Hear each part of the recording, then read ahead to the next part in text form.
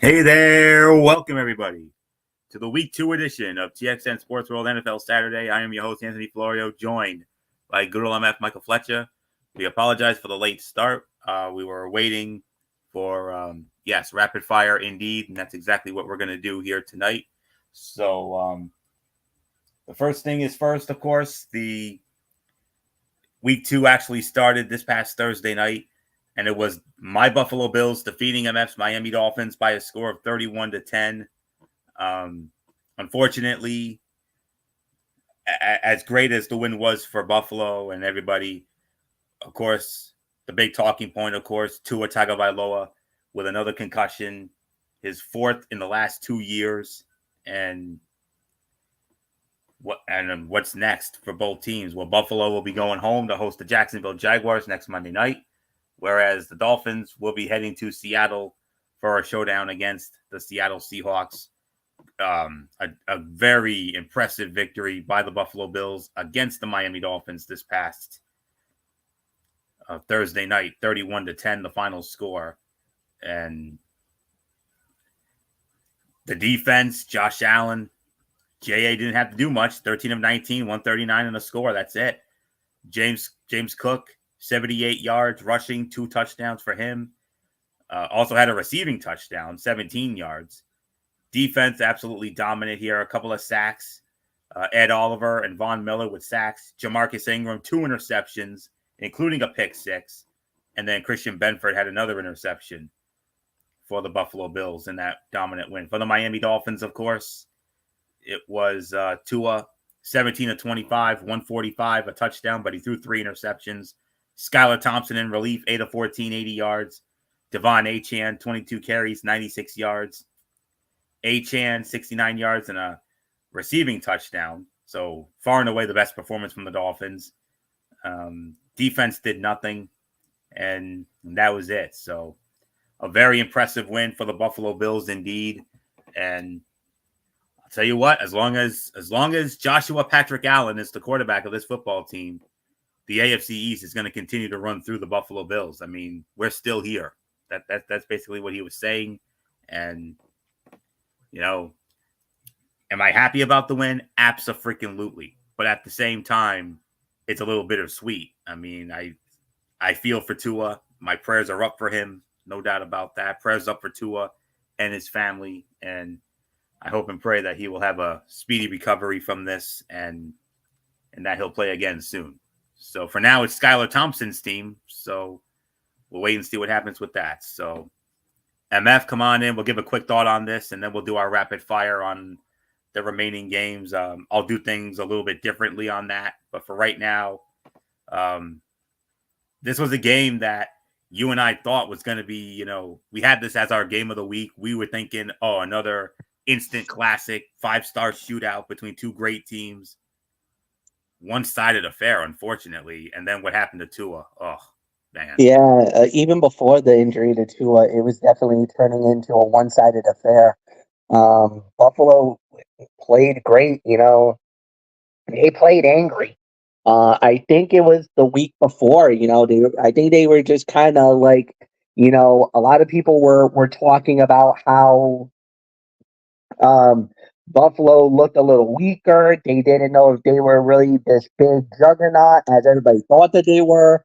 A lot of people were really throwing a lot of hay at Buffalo because of how they played against Arizona, and a lot of people thought that Arizona should have been, that should have been an easy victory for Arizona, and all of a sudden it didn't, and a lot of people got a little angry about it, and you know, like I said, there was a lot of hostility going a number of different ways. But at the end of the day, they did their right thing. They handled their business, and Buffalo won that game. I think the heartbreaking loss was really that you know they kind of let this one get away, and it was a bad performance by Miami. Yes, and then it did get compounded even worse due to the injury on Tua Tagovailoa. It really kind of got it broke my heart at that point. The injury itself was absolutely just a heartbreaker. I knew instantly the minute he went down. Um, I knew instantly. Oh no. Um, so I mean, I don't know, man. I don't know how to feel about it. It was devastating to say the very least. And Buffalo got the big win here. That's a big win for them. And yeah, there's really nothing more to say. So Anthony Florio, it is all yours, my friend. All right, MF. And now we're going to move on to the Sunday games. And I'll do it a little bit differently like I usually do. I will still do, the storylines for both teams. And then from there, I'll throw in the fun fact, the stat, but I'll leave the other stuff out. And the FPI, I'll still do the FPI, and we'll do the score and all that stuff. So we'll go. Hopefully, we can go back to doing it in full on the next show. But we got a rapid fire show tonight. And one other thing before we move on, and that is we've got a possible upset brewing, a major possible upset brewing. The number one Maine and Georgia Bulldogs are currently in a dogfight with the Kentucky Wildcats right now. So we are most certainly going to keep an eye on this. So Georgia's up 13-12 with 1:40 to go. So we are definitely going to keep an eye on that. So with that being said, let's get into our first game of the week. And this is, and if I'm not mistaken, MF, I believe we pegged this as this is our number 7 game of the week, the Las Vegas Raiders and the Baltimore Ravens. Yes, it is. Okay. Number 7, Las Vegas Raiders and the Baltimore Ravens, M&T Bank Stadium in Baltimore, Maryland, on CBS, of course. And it'll be Andrew Catalan, Tiki Barber, and AJ Ross. They will be on the call for that one. And the spread favors Baltimore. Baltimore is an 8.5-point favorite. Baltimore leads the all-time series 8-4. Their last meeting, we'll never forget it. Week 1, Monday Night Football 2021. Raiders winning in overtime 33-27 at Allegiant. Last meeting in Baltimore was 2018. Baltimore won that one 34-17. The Raiders last beat the Ravens not only in Baltimore. Well, their last win in Baltimore actually was in 2016, a 28-27 win. So let's get it started here. So just got to find it in my notes here. It's a little further down than I would like, but it's okay. All right. For the Raiders, Davante Adams took to studying tape 3 years ago of Ravens quarterback Lamar Jackson and his ability to break tackles as a runner. Adams will not have to look far tomorrow, as Jackson is, as Adams said, the best ball carrier ever, no matter what position you want to talk about. The Raiders will also have to contain the edge with Max Crosby needing help opposite him. Edge Malcolm Kuntz is on IR with a knee injury, and Tyree Wilson injured his right knee Sunday and missed practice Wednesday. For the Ravens, their coach John Harbaugh said Derrick Henry wasn't brought in for 30-plus carries a game, but Baltimore wants to get him more involved than his Week 1 performance where he had only had 13 carries. Henry should have an opportunity to get on track against the Raider defense that allowed 176 rushing yards to the Chargers last week and ranked 21st against the run last season. Henry, who was limited to 46 yards in his Ravens debut, has been held under 50 yards rushing in consecutive games only 3 times since 2019. And Lamar Jackson's 122 rushing yards in Week 1 were the most by a quarterback during a season opener in NFL history. The FPI likes Baltimore here. Just about 72% going with the Baltimore Ravens. I'm going with the Baltimore Ravens. I think this will be a get-right game for them. 34-16, Baltimore over Vegas. So, MF, Vegas and Baltimore, number 7 game of the week. 7 game of the week, no doubt about it. I kind of feel like Baltimore is going to get the bounce back, like you said. I think the Raiders will make a game out of it early, but I got the Raiders winning, the Ravens winning. So, Anthony, let's move on. All right, very good. And we move on to our number 5 game of the week now, as it will feature the Los Angeles Chargers squaring off against the Carolina Panthers from Bank of America Stadium in Charlotte. And you can find this game also on CBS. And the call for this game will be Tom McCarthy, Jay Feely, and Amanda Balionis. The Chargers opening up as a 5.5-point favorite. And Carolina, however, leads the all-time series 6-1. 2020 was their last meeting in LA. Carolina won 21-16. The Chargers have only beaten the Carolina Panthers once, and that was back in 2004. They won 17-6 in Charlotte back when they were the San Diego Chargers. So not much more to say here. MF, Chargers, Carolina, number 5 game. Your thoughts? I got to go with the Chargers. I think they're going to be able to run the football. I think they're going to establish the defense really well. I got the Chargers winning one and winning this pretty comfortably. So, Anthony, it's yours. Okay. Got to find it here. Okay. For the Chargers, they're looking to start 2-0 for the first time since 2012 when they were the San Diego Chargers. However, LA has a 1-6 record against Carolina with its only win coming in 2004. The Chargers' last game against the Panthers came during quarterback Justin Herbert's rookie season when he threw for 330 yards and a touchdown. For Carolina, they gave up 180 yards rushing in an embarrassing loss at New Orleans. Oof. They also lost their best run stopper and Pro Bowl defensive lineman Derek Brown with a knee for the year. Now they face a Charger team that rushed for 176 yards, 135 by J.K. Dobbins, and a coach in Jim Harbaugh who is as committed to the run as any in the game. It's a nightmare matchup for a Carolina team that has enough problems, with second-year quarterback Bryce Young coming off a 10.5 total QBR in week 1 after an offseason that was designed to make him better.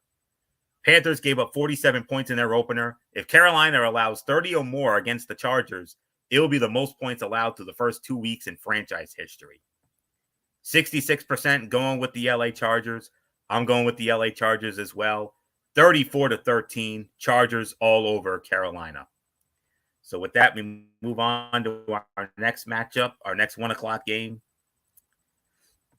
And this is, we could call this the featured game over on the other side of the ledger on Fox, as it will feature the New Orleans Saints squaring off against the Dallas Cowboys from AT&T Stadium in Arlington. Kevin Burkhardt, Tom Brady, Aaron Andrews, and Tom Rinaldi. They will have the call for that game in Jerry World. And okay, I'm just getting it set up here. Whoop, it's on the lower. Okay, got it. All right. And the spread favors Dallas. Dallas opening up as a 6-point favorite. Dallas leads the all-time series 18-13. Last meeting was 2021 in New Orleans. Dallas won it 27-17. Saints last beat the Cowboys in 2019 in New Orleans 12-10. The Saints' last win in Dallas was in 2012, a 34-31 overtime win. So with that, let's get into this matchup. For the Saints, their starting cornerback, Marshawn Lattimore, exited the Week 1 win against Carolina early with a hamstring injury. I love this name. Listen to this name. Rookie corner, Kool-Aid McKinstry. No, I'm not kidding. Kool-Aid McKinstry. That's his real name. A second-round pick took his place and would likely be on tap to start if Lattimore can't go. The Saints also could be bracing for more offensive line shuffling after starting left guard Lucas Patrick injured his toe against Carolina, which is not ideal timing going up against the Cowboy defense that had 6 sacks last week. For the Cowboys, the last time they played at AT&T Stadium, they suffered one of their worst playoff defeats in team history. 48-32 to the Green Bay Packers in the wild card game on January 14. But they carry into tomorrow's game a 16-game winning streak at home in the regular season. It's the second longest home winning streak in team history from 1979 to 81. Last season, they outscored opponents by 172 points at home, largest single-season differential in team history. If the Cowboys can get to 17 straight home wins, they would be 2-0 in back-to-back seasons for the first time since 2007 and 2008. Saints and Cowboys have forced multiple turnovers in 3 straight games dating to last season, which is tied for the second longest active streak in the NFL behind the New York Giants at 4 games. 62%, the FPI gives it to Dallas, 62%. And I'm going to go with the Dallas Cowboys to win this game as well. I'm going to say final score here. I am going to go 28-20. Dallas defeats New Orleans and gets the 2-0. So not much more to say. MF, Fox has a little bit of a better lineup than we do. And here's one of the marquee games on their end, New Orleans and Dallas. Yeah, no doubt about it. I gotta go with Dallas as well. I know there's some few people that's gonna think like New Orleans should win this one, but it's gonna be a tight game. It's gonna be an interesting one. But I do got Dallas winning this one. I think it's gonna be close, but New Orleans was the biggest surprise last week. They Mm. absolutely stunned the crowd and really opened a lot of people's eyes in the NFC with their domination in their first game out. And a lot of people were like, "Whoa, okay, can they sustain this though?" That's, I think, the big question. And then Dallas, hey, nice win for them in week one as well.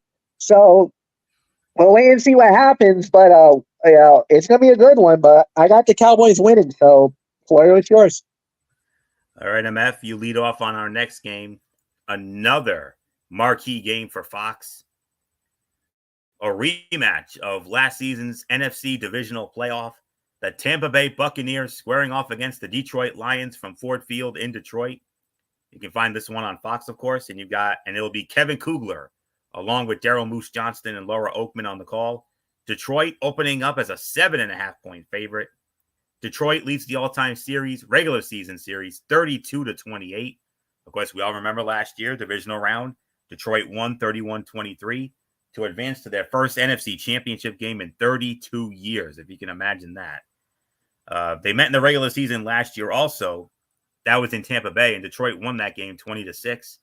Tampa's last win over Detroit was in 2020, a 47-7 beatdown at Ford Field. So not much more to add on to that. So MF, Tampa Bay, Detroit rematch of that divisional playoff. Lions barely getting by the Rams. They needed overtime to beat the Rams last Sunday night. They got the ball first, and they took it all the way down and got the win. And Tampa with a nice win over the Washington Commanders. So who knows? This could possibly be another playoff preview if you really think about it. So MF, I don't know if you... Okay, there he is. All right, so Tampa Bay and Detroit, they meet again, rematch of the divisional round. Yeah, no, this is going to be an interesting matchup to say the very least. We'll see how it plays out. I got to give the slight edge to Detroit, though. I think they're going to be a really good team. I think they're going to win this one, and yeah, I really got nothing more to say. So I got Detroit winning this game. I think it's going to be it could be just as close as the last one was. So who knows? We'll wait and see how it plays out. But yeah, nothing more to say, Anthony. It is yours. Yes, sir. For the Buccaneers, having lost to the Lions twice last year, including a 31-23 defeat in the divisional playoff, the Buccaneers had this game circled since the schedule came out, but they will have to lean heavily on their offense with a defense suddenly decimated by injury. They were without 2023 first-round draft pick Kalijah Cansey with a calf and defensive lineman Logan Hall with a foot last week. And they saw not only three cornerbacks go down with injury, but all-pro safety Antoine Winfield Jr. as well. There's a chance starting cornerback Zion McCollum can play if he clears the concussion protocol. If not, look for rookie undrafted free agent Tyreek Funderburk, who was inactive last week. For the Lions, it was a quiet night for all-pro receiver Amon-Ra St. Brown in the Week 1 overtime win over the Rams. But quarterback Jared Goff says he knows he'll get his moving forward. So St. Brown has kept a great spirit as he tries to get back on track.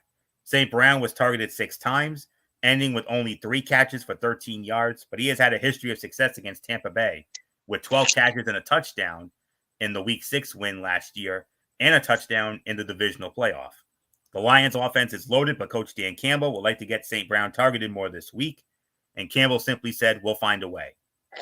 The Lions are only the 4th team in league history to start with 2 playoff rematches from the previous season. They defeated the Rams last week. And oh, by the way, here's a great fun fact here. And Lion fans, you're going to like this one. The first 3 teams all reached the Super Bowl that year. Wishful thinking. 65% going with Detroit, rather. And I'm going with Detroit to win this game as well. My final score is going to be 30-23. The Detroit Lions defeat the Tampa Bay Buccaneers, just like they did in the divisional playoff last year. So very much looking forward to that one. So with that being said, we move on now.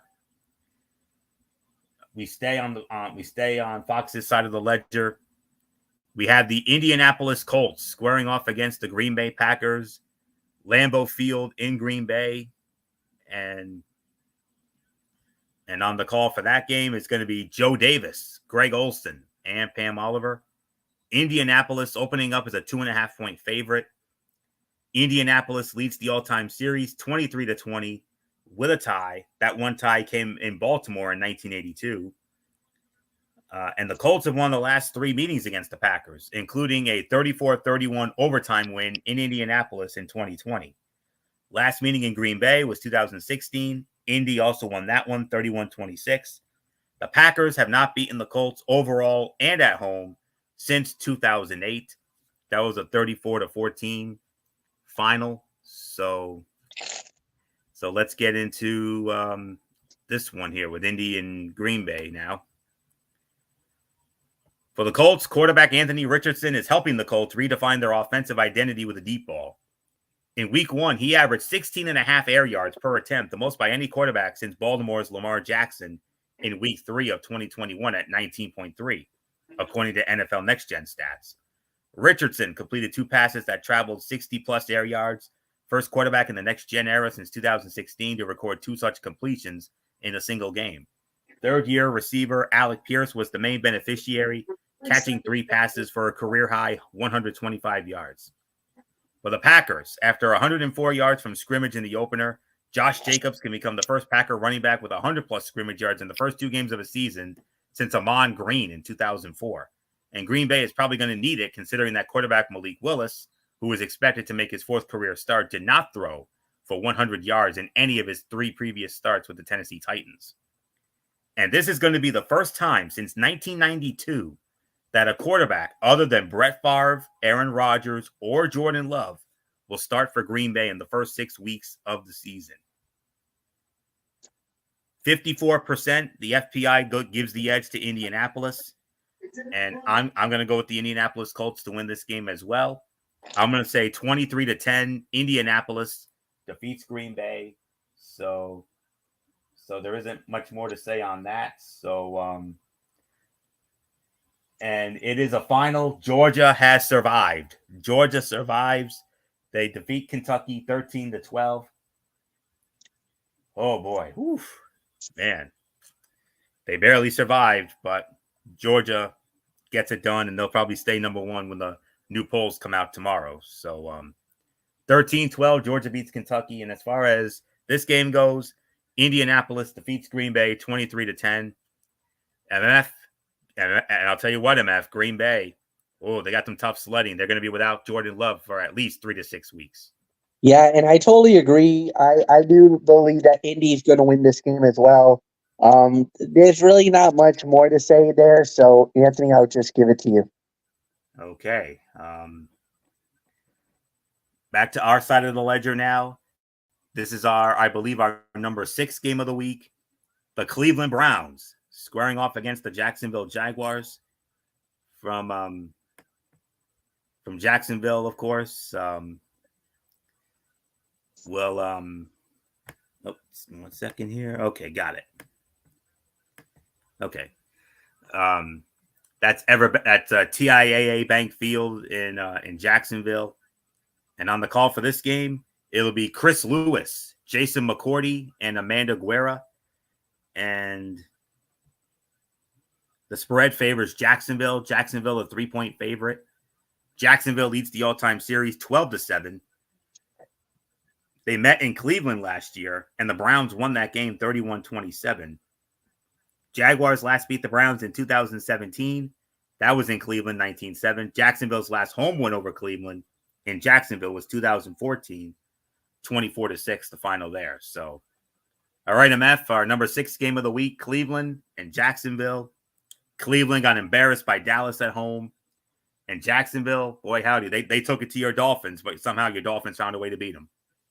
Yeah, and a lot of people were a little shocked over that play. They really thought that they were going to get, I don't know what to even say, but Miami, played really good.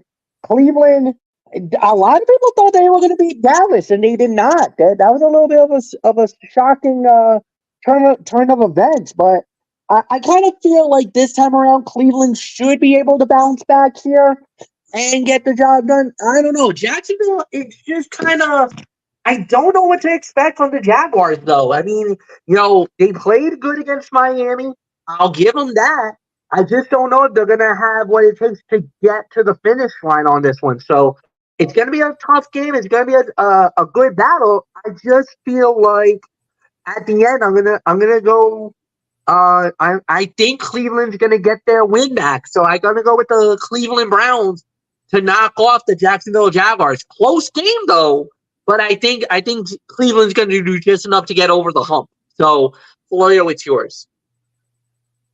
For the Browns, their offense was a no-show, and their usually reliable defense struggled in their season-opening loss to Dallas.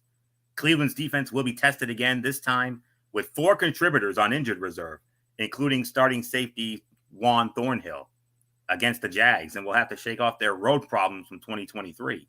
The Browns allowed an average of 14 points a game at home last season, but that figure ballooned to almost 30 points allowed on the road. The Jaguars, for them, they converted on 2 of 10 third downs against Miami in week 1, including an 0 for 5 performance in the second half. As Coach Doug Peterson put it, third down was our nemesis. Therefore, that has been an emphasis in practice this week, especially in short yardage situations. Browns allowed only 4 third down conversions last week against Dallas, 28.6%. Jaguars quarterback Trevor Lawrence has lost 6 straight starts, the longest active streak in the NFL. He has had a 48 QBR through that span. Jacksonville, however, is the FPI favorite, 58% going with Jacksonville.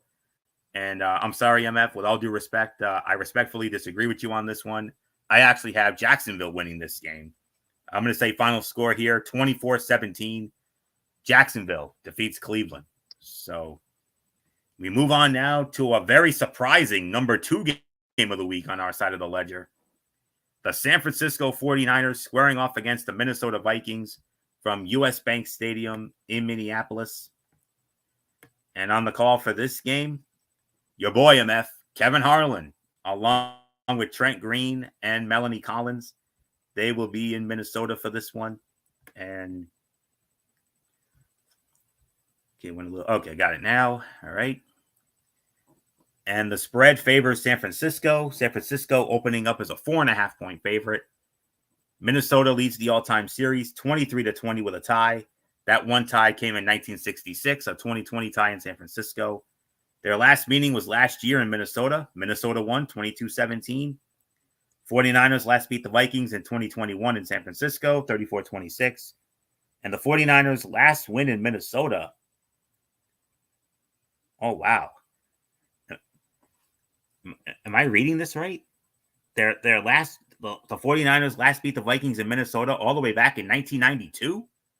Wow. Okay. Yeah, 1992. That's the last time the 49ers beat the Vikings in Minnesota at the old Metrodome. 1992, 20-17 was the final score in that one. So, okay. So let's break this one down. San Fran and Minnesota. Oh, got it. For the 49ers, under defensive coordinator Brian Flores, no team has blitzed more than the Vikings since the start of last season. But 49ers quarterback Brock Purdy is excellent against the blitz, ranking third in the NFL in QBR at 84 and leading the league in passing yards per attempt when blitzed at 10.2 since the start of 2023. How much the Vikings heat up Purdy and how he handles it will go a long way in determining whether the Niners can finally break their 7-game losing streak at Minnesota. For the Vikings, quarterback Sam Darnold's biggest takeaway from spending 2023 as a 49er backup was learning the value of playing on time, he said, and avoiding the multiple hitches and unsettled feet that can lead to sacks and forced throws. That seems like a relevant lesson for tomorrow's matchup against an active 49er front. When you're at quarterback, a lot of times you can feel everything collapsing in you, not just in the game, but theoretically as a whole, he said. If things aren't going your way, you can feel the weight of the world a little bit. At the end of the day, it's your job to put the ball in your playmakers' hands and let them go run and make a play. It's as simple as that sometimes. Darnold had 2 passing touchdowns in the Vikings' Week 1 win over the Giants. The last time Darnold threw 2 touchdown passes in consecutive games was back in weeks 14 and 15 of the 2019 season for the New York Jets. But the FPI loves San Francisco here. 63% going with San Francisco to win. I'm going with San Francisco to win as well. I'm going to say final score here. I am going to go 31-21. San Francisco defeats Minnesota. But not much more to say there. 31-21, San Fran over Minnesota. MF, very surprising number 2 game of the week here. Both teams won their games last week. But for the 49ers, though, Christian McCaffrey, as announced today, on IR. He's out for at least the next 4, but they have a more than adequate backup in Jordan Mason after that outstanding performance he had Monday night against the Jets. It is. The 49ers just when you thought that they were dead, they got another back in the core that's ready to go. It's unfair, man. When you think about it, man, you honestly you're like, what? How does the Niners do it? It's like, how does the Niners do it? You're thinking this might be the year that, okay, they might step back. Debo is not happy with this thing. Ayuk wanted out of Chicago, wanted out of San Francisco. You don't know about what Kittle's looking like. You see the injuries happening, and you start freaking out that, maybe this might not be the time. And all of a sudden, boom goes the dynamite, and another running back, another danger, and another powerful weapon that the Niners had been stockpiling, and nobody knew about it until now. And you're just like, the rich just keep getting rich. Unreal with the Niners. They're gonna win this game.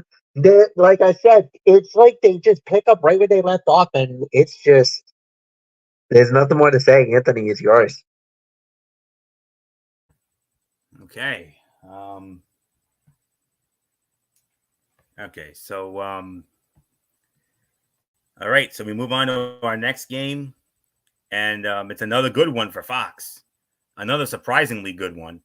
The Seattle Seahawks squaring off against Michael Bullock's New England Patriots from Gillette Stadium in Foxborough. Games on Fox with Kenny Albert, Jonathan Vilma, and Megan O'Leary. And Seattle opening up as a 3-point favorite here. And series history, it favors Seattle 10-8. Their last meeting was 2020 in Seattle. Seattle won a wild one, 35-30 on a Sunday night. MF, we actually had that game. Yeah, we did. We had that. We had a lot of fun with that one in 2020, week 2. Yep. 35-30. Seattle won that one. Of course, last meeting in Foxborough was 2016. Seattle also won that game, 31-24. The last time New England beat Seattle, we all remember it, Super Bowl 49. The interception heard around the world, Malcolm Butler. I will never forget that for as long as I live. The Butler did it. That's yes, Royal Butler did it indeed. Yes, that's exactly how you said it after I had that, after we let out our biggest intercepted ever. I'll never forget it. Oh, what a moment. Patriots last beat Seattle in the regular season in 2008. They won in Seattle 24-21. Their last home win against Seattle was 2004. They won 30-20 in that one. So, all right, MF. Seattle. I mean, no big surprise. They took care of their business against Denver. New England goes into Cincinnati and beats the Bengals? I know. That was the upset of the week. Let's say it. Upset of the week in the AFC. The New England Patriots beating the Cincinnati Bengals. Caught everybody by surprise. Nobody saw that one coming. Anybody who said that they did, you're a liar. You know you lie. Because I think everybody and their mother had Cincinnati win it. I know Michael Bullock definitely was rooting for New England, so he might have been the odd man on that one, calling for the Patriot win, because I know pretty much everybody else was calling for Cincinnati to win that game and to win it pretty comfortably. And New England absolutely rolls in, handled their business, shocked the world. Yes, they won it. So, I mean, kudos and props to the Patriots for winning that game. And that was a must win. To win a game like that, to do what they did, and to handle the business that they did, well done. It was a game changer. It changed the minds on everybody when they won that game. Now you got Seattle coming over. See, this is going to be somewhat of a tough game. I don't know. Honestly, I was going to say Seattle, but after what New England showed, I'm starting to waver a little bit here, Anthony. I don't know. I kind of feel like maybe New England steals this, goes 2-0. I mean, anything is possible, and especially Gerard Mayo's got these boys geared in. The only thing I can think of is that the quarterback play has to be a lot more better. Even though I will say that they won the game, and I'm happy that they won it, I don't know how this is going to play out. So this is going to be a real tough game. But I'm going to go with New England for an upset. But I would not be stunned if Seattle takes this one. So for now, I'm going New England. But again, not overly confident. But then again, like I said, we saw what happened last week. And I kind of feel like this is starting to feel like if New England wins this game, we might have a problem. And is it possible, or dare I say, could New England be back and make a threat at the AFC East again? We'll see. Anthony, it's yours. Indeed. I'm going to be honest with you, MF. This is the toughest game of the week to call for me. I mean, I agree. I have been going back and forth on this one, really. And before I give you my pick, let me get into the business at hand here. For the Seahawks, under former coach Pete Carroll, the Seahawks won 24 of their last 35 games that kicked off at 10 a.m. Pacific time. For new coach Mike McDonald's team to continue that success in Foxborough, it will need another strong performance from its run defense against Patriots running back Ramondre Stevenson, who rushed for 120 yards and a touchdown on 25 carries in New England's opener. Seattle held Denver running backs to 3.2 yards a carry last week.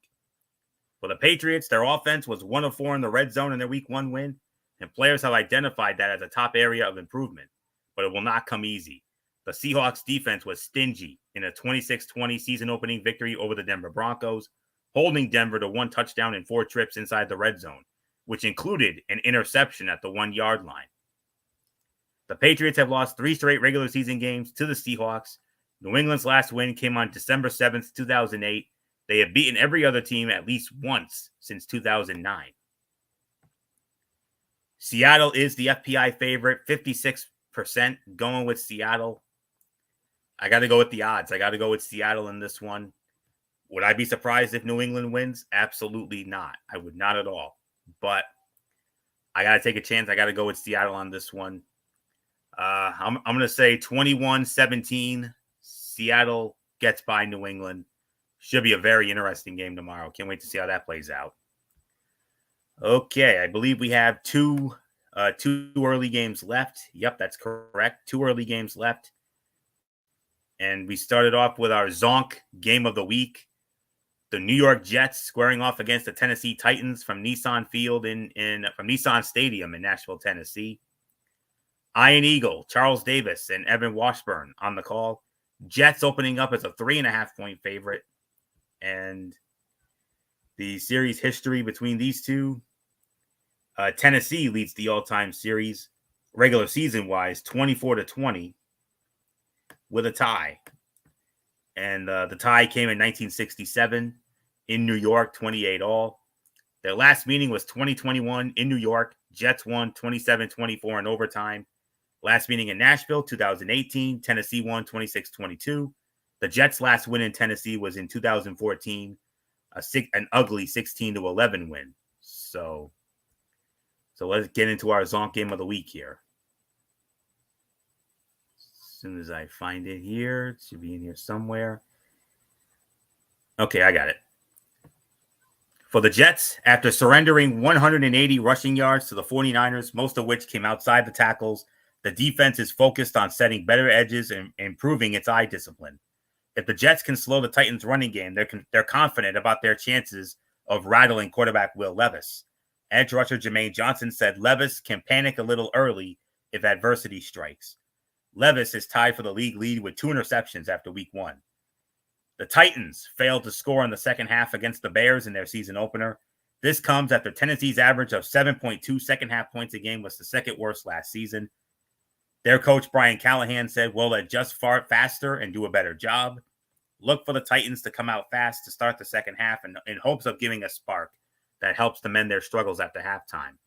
Will Levis has the lowest completion percentage, 59%, for a quarterback with a minimum of 2 starts in the NFL since the start of last season. FPI likes the Jets, about 59% going with the Jets. I'm going with the Jets to win this game as well. I think it will be a little bit closer than you think, but I think the Jets are going to pull it out. I'm going to go with the Jets to win 23-16. The New York Jets defeat the Tennessee Titans. So MF, our Zonk game of the week, Jets in Tennessee. Jets, I'll tell you what, Aaron Rodgers, solid outing in his first game back after that injury from a year ago. And Tennessee, they had Chicago pretty much dead to rights, and then they gagged it away in the second half. Oh, yeah, that was a bad loss. There's no doubt about it. Shocking turn of events, shocking loss, to say the very least. And yeah, they let one get away.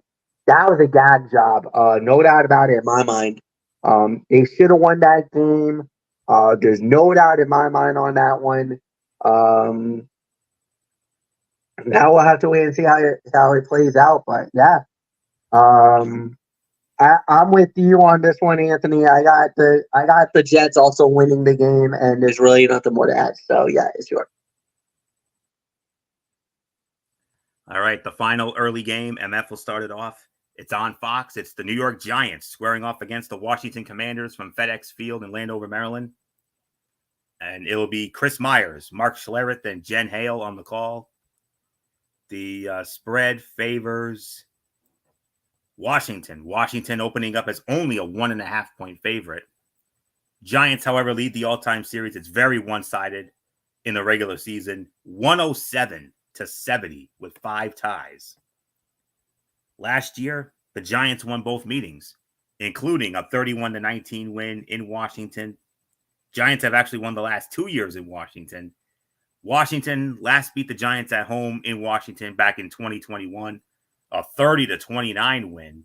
So not much more to say here. So MF, Giants in Washington.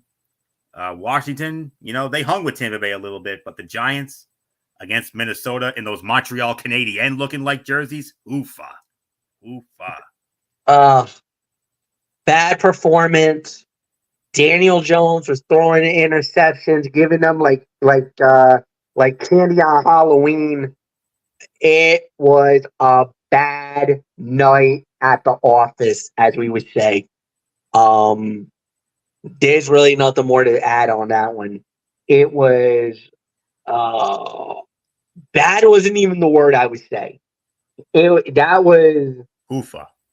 Yeah, oofa would probably be the right word to use. Subpar and almost a complete and utter disaster. I could even go as far to say that. Yeah. There's really nothing more to add on that one.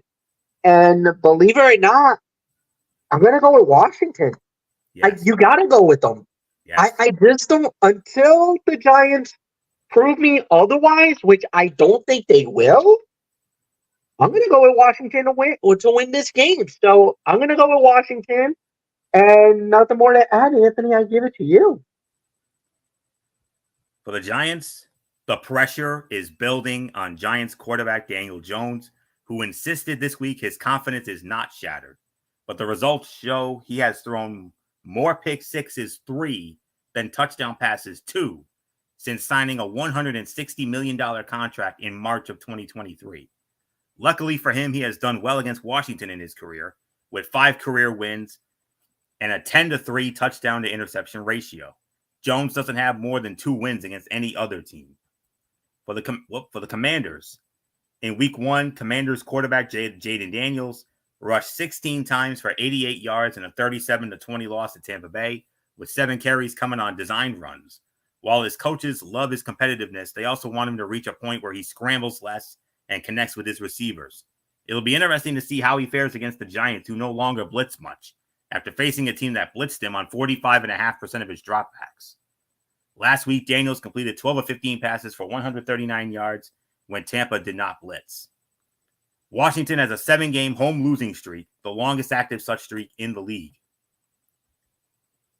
The FPI likes Washington, 60% going with Washington. I'm going with Washington as well. My final score, I'm going to say 21-13. Washington defeats the Giants. So with that, we move on to the late games. I believe there's only 3 of them.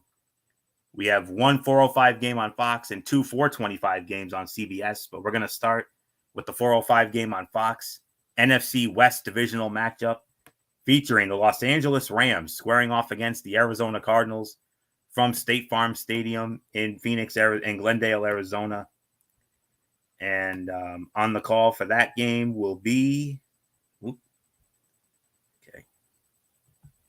it'll be Anna Mamine, Mark Sanchez, and Christina Pink. Arizona opening up as only a 1-point favorite, a 1-point spread for Arizona.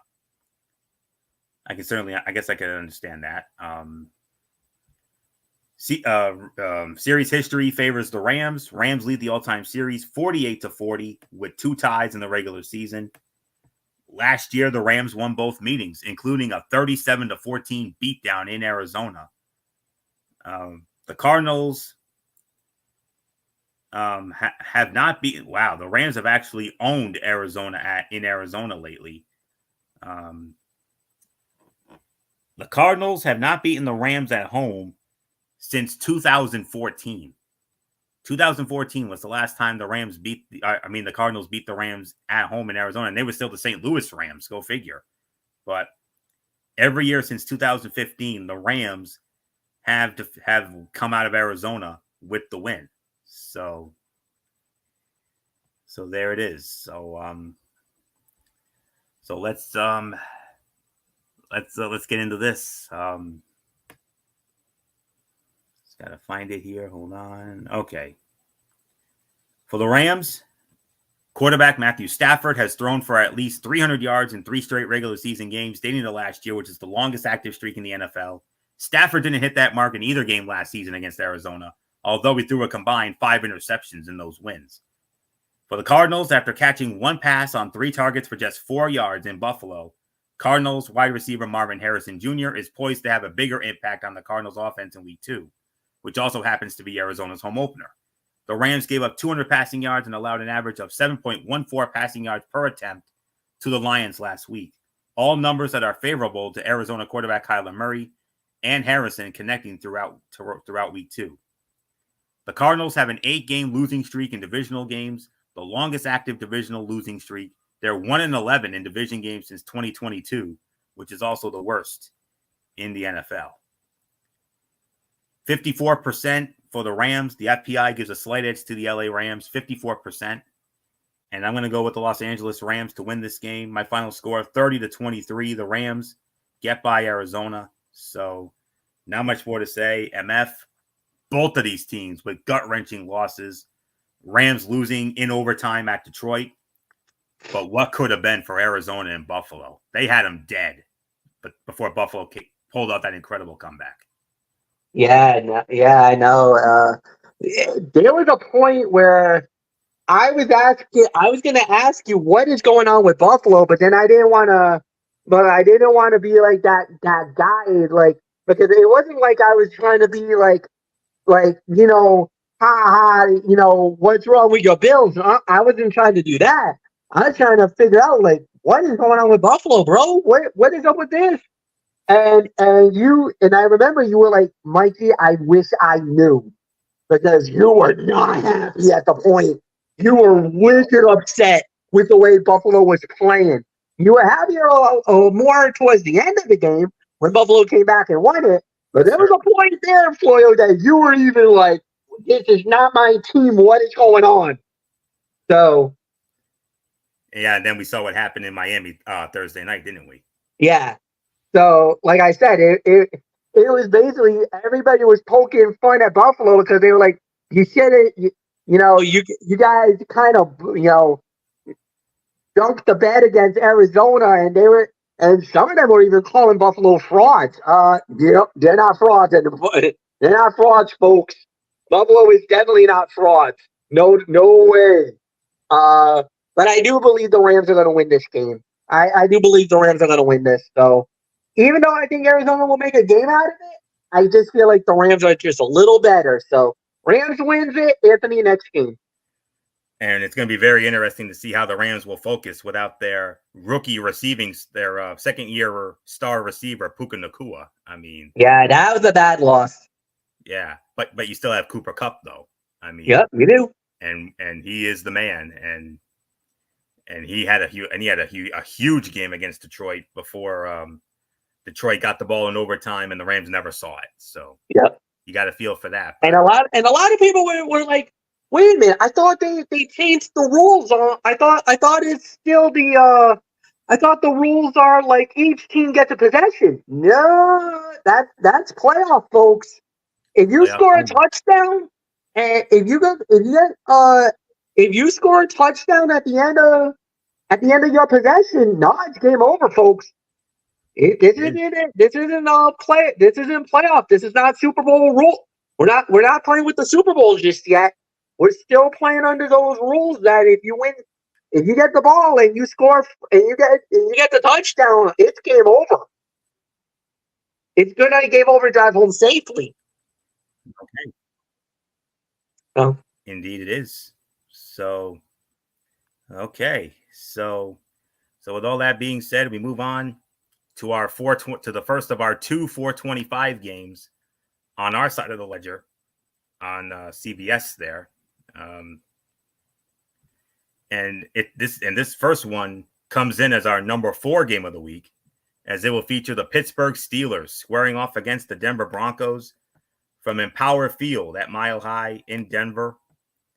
And on the call for this game will be, for CBS, it'll be Spiro Ditas, Adam Archuleta, and Aditi Kinkibwala.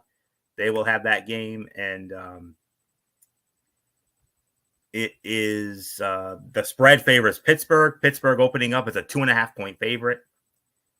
Denver, however, leads the all-time series 15-10 with a tie. The one tie was in 1974. They played to a 35-35 tie in Denver in 74.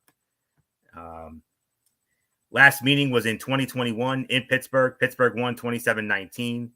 Last meeting in Denver was 2018. Denver won that one 24-17. Steelers' last win in Denver was back in 2009, a 28-10 win.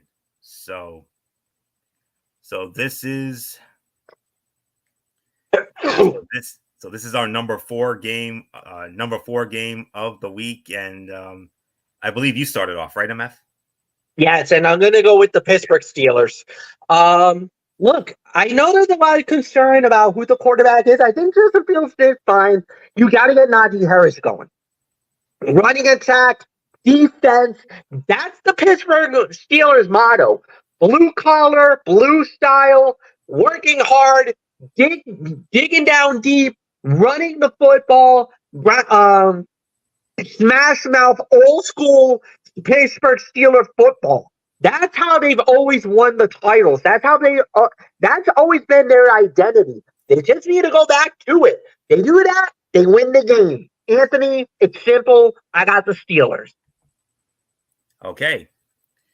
And speaking of the Steelers, with quarterback Russell Wilson still working back from aggravating his calf injury, it appears Justin Fields will be in line to make his second start as a Steeler. Wilson felt tightness in his calf during Thursday's practice of week 1, meaning offensive coordinator Arthur Smith didn't have much time to adjust the game plan for Fields. That's not the case this time around. And though Smith said the game plan doesn't change with either quarterback, the Steelers will have the opportunity to make tweaks that fit Fields' mobility. Fields had a turnover-free season opener and completed 17 of 23 attempts for 156 yards, but he did not target the middle of the field, and 56% of his attempts were for 10 or fewer air yards. Broncos coach Sean Payton had rookie quarterback Bo Nix drop back to throw 49 times in the opener with less than desirable results. Nix was sacked and intercepted twice, and 13 of his 26 completions gained only 4 yards or fewer. Peyton said after the game that it wasn't his intention to throw that often, and the matchup against Pittsburgh will show if the coach is serious about establishing the run game more. The Broncos' top two backs, Javonte Williams and Jaleel McLaughlin, combined for 8 carries of 1 yard or fewer last week, and Denver running backs only had 20 total carries. Another week of bulky pass protection and inconsistent usage and blocking in the run game will likely result in another tough week for Bo Nix. The Steelers have the best win percentage versus rookie quarterbacks since Mike Tomlin took over as Steelers coach in 2007. 58% is the FPI. The FPI likes Pittsburgh 58%. I'm going with Pittsburgh to win as well. My final score, 23-13, Pittsburgh over Denver. The other 425 game, we got a good one here. It's our number 3 game of the week. The Cincinnati Bengals squaring off against the Kansas City Chiefs from Arrowhead Stadium in Kansas City. Of course, you know who's working this game as always. Hello, friends. Jim Nantz, Tony Romo, Tracy Wolfson. They will be at Arrowhead for this one. And the series history favors Cincinnati. But before I get into that, Kansas City opening up as a 6-point favorite. 6-point spread for Kansas City. Cincinnati, however, leads the all-time series regular season-wise 17-15. They met in Kansas City last year. Kansas City won 26-17. The Bengals' last regular season win at Arrowhead was in 2012. That was a 28-6 win. Of course, their last overall win at Arrowhead, of course, January of 2022, when the Bengals shocked the Chiefs to win the AFC Championship and advance to the Super Bowl before coming up short against the LA Rams. So here we go. Bengals and Chiefs. Bengals quarterback Joe Burrow did not have one of his better games last week, but he has torn up the Chiefs during his 2 regular season appearances against them. He has completed almost 79% of his passes and has not thrown an interception in those games. Both were victories for Cincinnati. Are the Chiefs, who allowed 452 yards of total offense last week against Baltimore, in any position to do better against him? Since Cincinnati's pass protection will dictate this game. In Burrow's lone defeat to Kansas City in the 2022 season's AFC Championship game, he was sacked on 10.2% of his dropbacks, according to ESPN research. That number dropped to 4.9% in Burrow's 3 wins as his touchdowns per attempt tripled due to feasting on zone coverage. All 4 matchups between Joe Burrow and Patrick Mahomes have been decided by 3 points or fewer. It's the 3rd time since 1950 that this has happened between 2 starting quarterbacks, but it has never occurred in 5 straight games. The FPI likes Kansas City, 65% going with Kansas City. And you know what? For craps and giggles, I'm going to say Kansas City wins by 3. I'll give it 3. Why not? 27-24, the Kansas City Chiefs defeat the Cincinnati Bengals in what should be a great, great matchup. So not much more to say. MF, we saw the Chiefs. They won. They basically won by a toe last week against Baltimore in our opener. And of course, they're doing their thing, of course, but Cincinnati, oh boy, after that putrid performance against the Bullocks Patriots, now you got to go to Arrowhead against the back-to-back champs. Good luck. Yeah, but the thing is that if there's one team that has the kryptonite for Kansas City, it's Cincinnati. They got the kryptonite. They know it, and they're not afraid to use it. Joe Burrow has had, if you want to talk about a team that has had more success against the Chiefs than anybody else, you got to look at Burrow. Burrow knocked them off in the biggest game of them all. He knocked them out in the AFC Championship game. Yes, he did. He prevented Kansas City from going to the Super Bowl. There's only one other team that's done it, and that's the New England Patriots. Mm-hmm. So I'm sorry, Anthony. I know a lot of people may think, look, Cincinnati had a bad night in the off. No doubt about it. They laid an egg against New England. They had no business losing that game. But maybe the reason why they lost was because maybe they were looking for this matchup.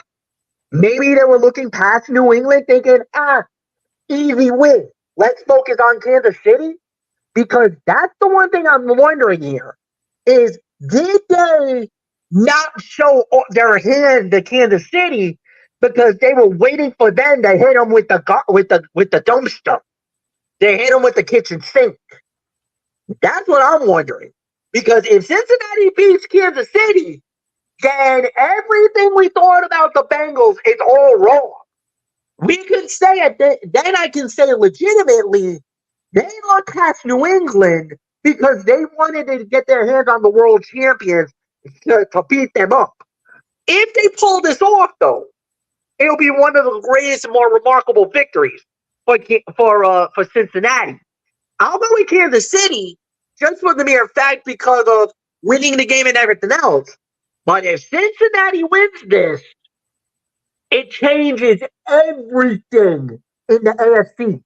Everything we think about the AFC is going to get turned upside down. And you know that too, Florio. We've seen this happen. So it's yours. Yes, we have. All right. 2 games left, and we have our 2 primetime games left. Next up, Sunday Night Football on NBC, and we got a good one here. The the 8:20 p.m. kickoff, Sunday Night Football on NBC. Good one, like I said. The Chicago Bears squaring off against the Houston Texans from NRG, formerly Reliant Stadium in Houston. Mike Tirico, Chris Collinsworth, Melissa Stark will have the call. Houston opening up as a 6.5-point favorite. Houston leads the all-time series 4-2. Houston won the first 4 meetings against Chicago. The Bears, however, have won the last 2. Their last meeting was 2022 in Chicago. Chicago won 23-20. Last meeting in Houston was 2016. Houston won 23-14. The Chicago Bears have never won in Houston. They're 0-2. 2008, Houston won 31-24. And 2016, Houston won 23-14. So there isn't anything else left to say. MF, you lead off on this. You lead off on Sunday Night Football here. The Chicago Bears coming off that great comeback against Tennessee. And Houston, they had a dogfight of their own against Indianapolis, but oh man, CJ Stroud, Stephon Diggs and company, boy howdy, they looked great. Joe Mixon, oh yeah. Yeah, and I do believe this is going to be an interesting matchup. Now Caleb Williams gets to go up against that very good defense and everything else. They're going to Houston. It's a tough matchup, but I you know what? I'm saying it. I'm going to go with the Houston Texans. I feel like the Texans is that team. They're going to be dangerous. It's going to be amazing. Give me the Texans to win it. Anthony, it's yours. Yeah. The strength versus strength matchup of Sunday Night Football pits Houston's trio of wide receivers against the Bears secondary. Nico Collins led the Texans with 6 catches for 117 yards against the Colts, while Stephon Diggs' Houston debut saw him settle in as quarterback CJ Stroud's outlet on underneath throws. 6 targets, all under 10 air yards, 33 yards, and 2 touchdowns. Chicago cornerbacks Tyreek Stevenson and Jalen Johnson came away with a pair of interceptions, including Stevenson's 43-yard pick six that gave Chicago the lead for good against Tennessee. Bears quarterback Caleb Williams is known for having a big arm that can create explosive plays down the field, but the rookie had a rough debut in which he threw for less than 100 yards. However, the Texans' defense in Week 1 allowed Colts quarterback Anthony Richardson to complete 3 passes over 50 yards. Expect the Bears to try to exploit that. The Bears are 3-14 in road games since the start of 2022, which is tied for the second worst record in the NFL over that span. Only the Carolina Panthers are worse at 2-16. FPI loves Houston here, 66% going with the Houston Texans, and I'm going with the Houston Texans to win this game as well. 35-21, Houston knocks off Chicago. Final game of the night, Monday Night Football on ESPN, 8:15 p.m., and it will feature the Atlanta Falcons squaring off against the Philadelphia Eagles from Lincoln Financial Field in Philadelphia. You know who's working the game, as always, of course. Joe Buck, Troy Aikman, Lisa Salters. Philadelphia opening up as a 6-point favorite. Philadelphia leads the all-time series, regular season-wise, 18-14 with a tie. They played to a 13-13 tie in Philadelphia all the way back in 1970. Their last meeting was 2021 in Atlanta. Philly won going away 32-6. Last meeting in Philadelphia, week 1 of 2018, Philadelphia won an ugly game 18-12. The Falcons' last win in Philadelphia was in 2012. That was a 30-17 final. So let's get into our final game of the night. Falcons quarterback Kirk Cousins lit up the Eagles last season when he was with the Vikings to the tune of 364 yards and 4 touchdowns. Philadelphia has much of the same defense back, along with rookie cornerbacks Quinyon Mitchell and Cooper DeJean. All eyes will be on Cousins, in any case after a week 1 performance that led to questions if he's fully healthy. The Eagles' edge rushers, a group led by Bryce Huff, Josh Sweat, Brandon Graham, and Nolan Smith Jr., had a quiet opener, netting 0 sacks and 1 quarterback hit against Jordan Love and the Green Bay Packers. Huff, in particular, is under the spotlight. He signed a 3-year, $51 million deal in free agency, but played just 47% of the snaps in the season opener and did not generate a pressure. If the Eagles cannot get to the 36-year-old Cousins, there would be cause for some concern.